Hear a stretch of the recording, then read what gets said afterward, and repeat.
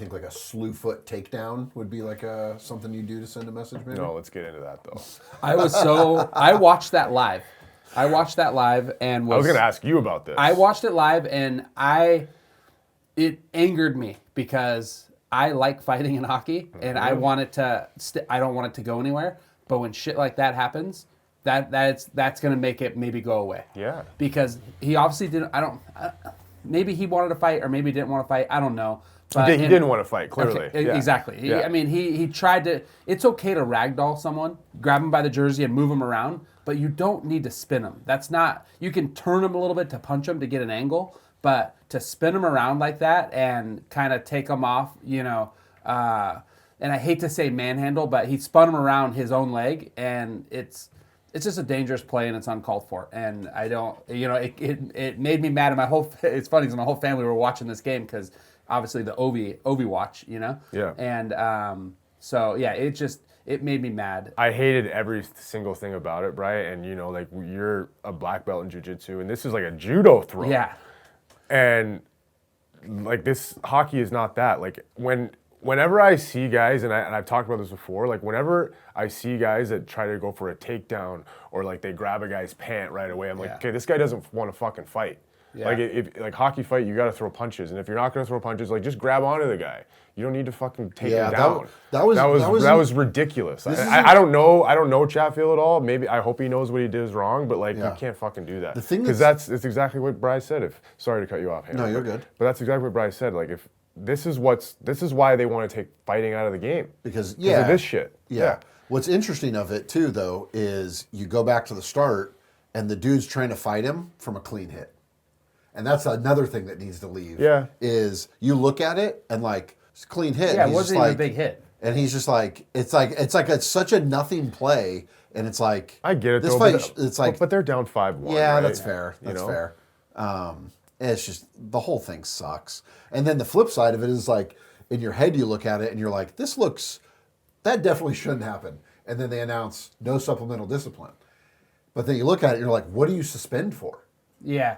Like you almost have to make like a new and then it's like you're getting into that where you're like I know, yeah. Because then I guess you're right. Then you're criticizing how someone should fight. I don't want him to be suspended. I want him to know that that's wrong. You know what I mean? So I think if enough people talk about it, it's going to get back to him. Not even a fine. I think enough people talk to him and be like, hey, you either fight or you don't. And that's okay. And it's like you don't. And if you can, I've seen guys grab two hands like that and ragdoll them, and that makes it. And you know what I mean. You can pull them down, and that's okay. But spinning a guy around your own leg like that is just And whether he could say he didn't mean to. Granted, there's adrenaline. There's a lot going on. Maybe he was just trying to turn him. Who knows? But it just seemed like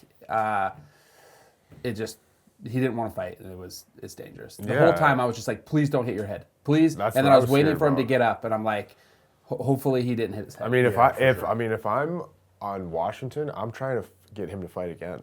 Oh, 100%. For that. He just locked himself in for another. For me, he's fighting again. Yeah. I'll say this. You have to fight again. Anybody who's on people who know how to skate and don't know how to skate, if you're falling down on ice, your chin needs to be touching your chest. Yes. As much as you can. Yeah, the kid had it. Try to dig your chin in your chest. He popped up great. Yeah. It was just like... But McMichael was pissed.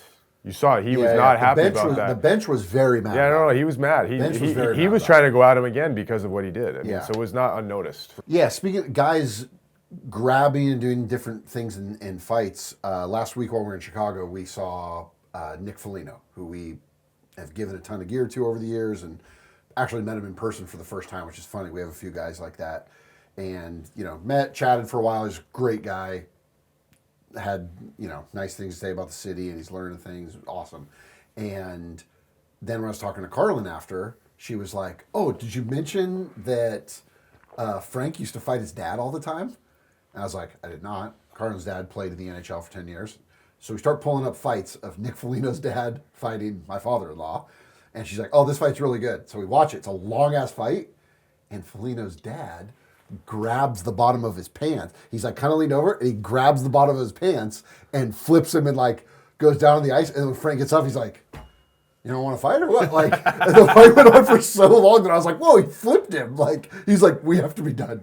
And it was like, you know, the 80s. So, like, there's fights everywhere. So nobody's breaking it up. And they're like, dude, we fought for like 10 minutes. Like, somebody has to stop this. Like, Mr. Foligno put an end to it. He's like, I'm going to put you on the ice, and then we can both just... Now we want Frank Bay that's being challenged by Foligno. Oh, a good left hand, and Foligno who pulls down Ron Wicks, and there they go. Foligno and Frank Bay. Bay's got a good shot on court, and then a good shot on Foligno, and then Foligno is fed back here. Oh, Bay's got a good... Now Foligno's got his hand loose and starting to fire at Frank Bay, but Bay is... Now Foligno's trying to pick up Bay to drop him to the ice. They're now waltzing around, and this could really end up with something more, but Bay took a shot at Korn. Foligno came over to say something, and he took a shot at Foligno.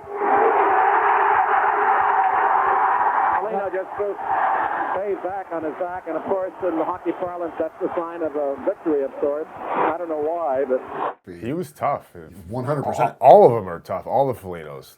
The kid, Nick and Marcus, are very tough. Yeah, comes from the top down. Yeah, I wouldn't say those guys never not want to fight. They're all gamers. They're ready. Yeah. But you know, the flip in the fight has been around. Yeah, no, you're right. It was a safer version. He grabbed his pants. He carefully put him down. There's different examples, but that one clearly, the Chatfield one, like that was a toss. Yeah, he's trying to throw him down. Yeah, I mean, taking down and going to the ground, that's okay. That happens, but yeah, just he looked like he learned that somewhere. He probably did. He looked like. I mean, I'd internet. love to know. I'd love to talk to him. There might be some you in North Carolina, who's buds with the boys, and he's like, dude, if you don't really want to fight, if you just kind of get a leg out there, you can kind of you rip this toss. Yeah. And he's like, oh, I'll toss somebody. What's the worst that could happen? That was literally a takedown. And then he told that guy, he's like, hey, just so you know, that toss went really well, and then everybody hates me. Yeah. I didn't get 2 points for that takedown. Yeah. So it went pretty bad. The league actually investigated it. Yeah. We might have to change. Someone's going to give you a call. I might have to learn how to punch. We should go with that, actually. Yeah.